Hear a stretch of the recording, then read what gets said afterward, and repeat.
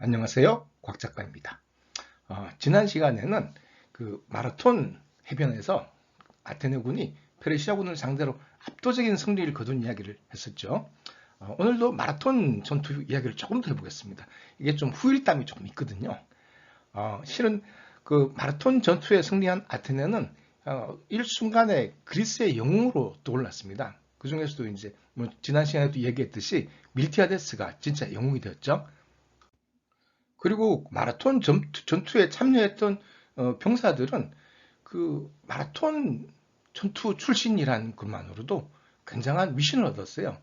그 중에서 유명한 사람이 그 그리스 비극의 비조 중에 한 사람인 아이스킬로스가 있습니다.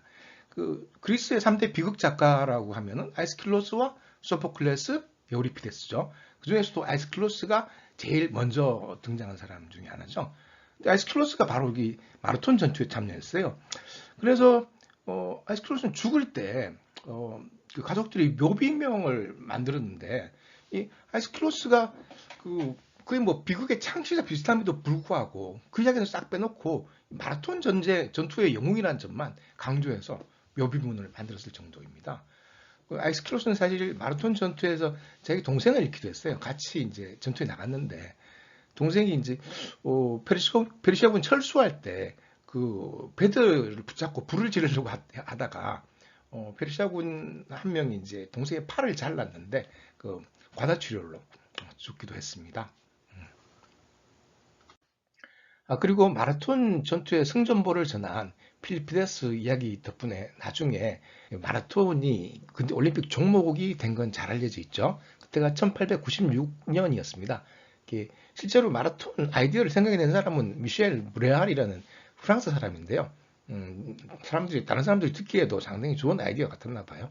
그런데 이제 마라톤은 그 42.19 뛰는 마라톤은 잘 알려져 있는데 실은 스파르타 슬론이라는 것도 있어요. 이거는 이제 필리피데스가 마라톤 전투 나가기 전에 아테네에서 스파르타로 원병을 요청하라고 한 적이 있잖아요. 그걸 재현하는 그런 경기예요. 그러니까 훨씬 멀죠.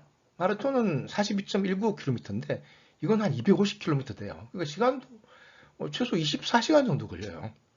이 이야기는 나중에 제가 좀 더 자세하게 실제로 그 스파르타슬론 현장에 간 이야기까지 덧붙여서 말씀드릴게요. 어쨌거나 그 마라톤 전투의 최고 스타는 이 밀티아데스였습니다. 당연하죠. 다들 이제 불리하다고 생각했던 아테네 군을 이끌고 그 페르시아 원정군을 이겼으니까요. 그런데 이제 밀티아데스가 그냥 뭐그 명성을 즐기고 있었으면 좋았을 텐데 이 친구가 좀 야심이 좀 있었나 봐요. 어느 날 이제 밀티아데스가 아테네 시민들을 상대로 연설을 했어요. 연설 내용이 뭐냐면은 이번에 이제 페르시아 쪽에 붙은 그리스 폴리스들을 좀 처벌을 해야 되지 않겠나. 그 중에 이제 특히 우리랑 원래 친했던 파로스 섬이라고 있거든요. 거기 그 섬 인간들이 페르시아 측에 붙어가지고 3단 노선을 보냈는데 저를 가만두면 안 된다. 저한테 그래서 3단 노선 병력을 좀 주시면은 제가 이제 가서 파로스 놈들을 좀 처벌하고 그리고 배상금도 잔뜩 받아오겠다. 그러면 이제 아테네 시민들이 훨씬 부자가 되지 않겠느냐. 이런 요지로 연설을 했어요. 그래서 아테네 시민들이 그걸 들어보니까 그럴듯하거든요. 전부 다 박수를 치고 이제 그렇게 하기로 했어요. 근데 실은 이제 밀타데스는 파로스에 있는 좀 개인적인 감정이 좀 있었어요. 이게 그러면 안 되는데 원래. 그래서 아테네는 그 밀티아데스에게 총 70척의 3단 노선을 내줬는데요. 밀티아데스는 이 전함들을 끌고 파로스 섬으로 갔습니다. 파로스 섬의 위치를 한번 보시죠. 이 낙소스보다는 서쪽에 있어요. 그러니까 아테네가 이쯤이니까 여기서 이렇게 가면 되죠. 그렇게 멀지 않죠. 그런데 마침내 파로스에 도착한 밀티아데스는 이제 파로스 대표를 만나서 요구사항을 전했습니다. 뭐냐? 니네들이 이제 지난번 전쟁 때 페르시아군에 붙어서 우리를 공격했으니까 죗값을 치러라. 뭘로 치를까? 돈으로 치러야지 당근. 그 얼마를 달라는 건가? 밀티아데스는 황금으로 100탈렌트를 요구했습니다. 이 100탈란트라는 게 어느 정도 되는 돈인가 하면은 1탈란트가 6천 드라크마였거든요. 그러니까 1드라크마가 보통 하루 1당 정도 돼요. 그리스의 그 망릴군의 하루 1당 정도 됐어요. 그러니까 6천 드라크마, 1탈란트. 그거는 망릴군 20명이 1년 동안 일해서 버는 돈이죠. 그 100탈란트면 엄청난 돈이죠. 그죠? 그러니까 이제 파로스에서는 웃기지 마라. 그런 돈 못 낸다. 협상은 파토다. 그렇게 응답했습니다. 그러자 이제 당연히 이제 밀티아데스와 아테네군은 이 포위 공격을 시작했죠. 근데 사실은 포위 공격이라는 게 상당히 어렵습니다. 특히나 섬을 포위 공격한다. 이건 이제 배에 탄 이제 군대가 배에 탄 병사들이 섬을 공격하는 건데 뭐 가끔 상륙해서 뭐 이렇게 밥도 해먹고 할 수 있겠지만 기본적으로 배에서 생활해야 되는 거거든요. 그러니까 평지도 아니고 배에서 섬을 포위 공격한다. 이건 진짜 어려워요. 사실은 그래서 밀타데스도 결국에는 이게 실패합니다. 예. 하여튼 그 와중에 조금 더 이야기해 보겠습니다. 그러다가 밀티아데스와 병사들이 이 파로스 섬에 잠깐 상륙을 했는데요.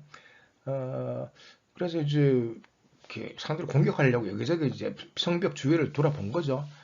근데 그러다가 갑자기 어떤 여자를 만나요. 사실 이 여자는 무녀였어요, 무녀.